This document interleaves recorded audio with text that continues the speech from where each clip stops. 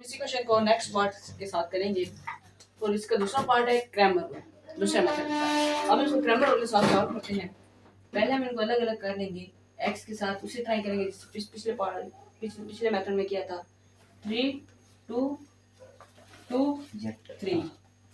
अब x y is equals to 8 7। इसे हम नाम दे देंगे, इसे x और इसे b।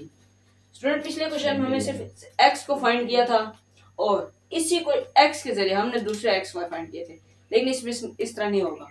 इस मेथड में हम दूसरी तरह करेंगे। पहले हम x फाइंड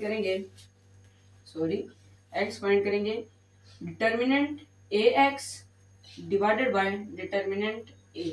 अब हम डिटर्मिनेंट ax फाइंड करेंगे, फिर डिटर्मिनेंट a फाइंड करेंगे, दोनों को डिवाइड करेंगे तो हमारे पास x आ जाएगा।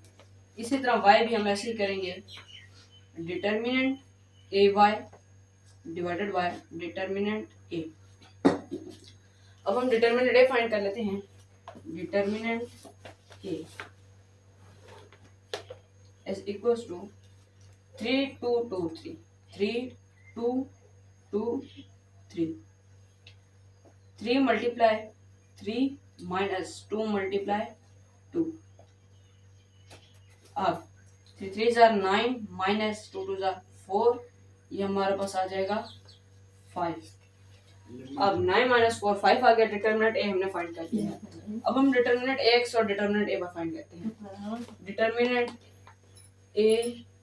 ax, स्टूडेंट डिटर्मिनेंट ax में b की वैल्यू को हम पहली वैल्यू को जगह लिख देंगे और ये वैल्यू वैसे ही रह जाएगी, यानी यहाँ पे हमारे पास 3 और 2, यहाँ पे हम लिखेंगे 8 और 7 और 2 और 3 इसे वैसे ही लिख देंगे 2 3।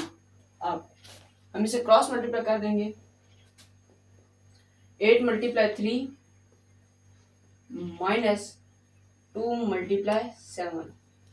8 3s are 24 minus 7 2s are 14, ये 14 आ गया।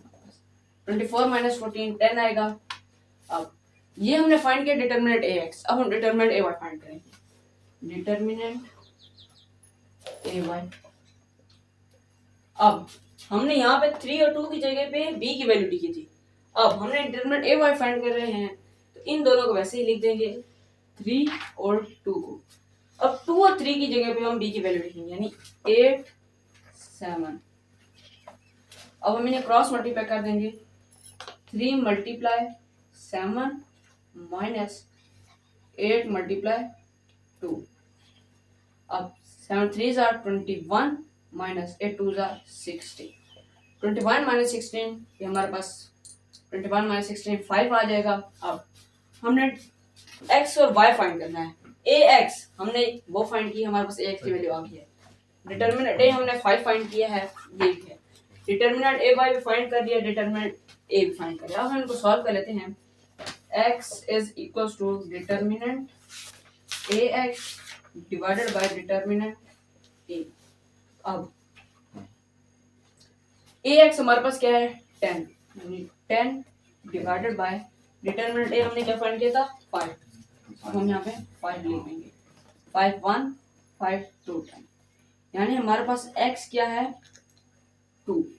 ठीक है। अब हम अब हम y फाइंड करेंगे। y is equals to determinant ay divided by determinant ay divided by determinant a। Determinant ay हमने क्या फाइंड किया था 5, यहाँ पे हम लिखेंगे 5 डिवाइडेड बाय डिटर्मिनेंट a हमने क्या है 5, हमारे पास 5 1 है 5 1 है, यानी हमारे पास y क्या आया है 1। तो हमारा आंसर क्या आया है 2 और 1। 2 हमारे पास x है, y हमारे पास 1 है।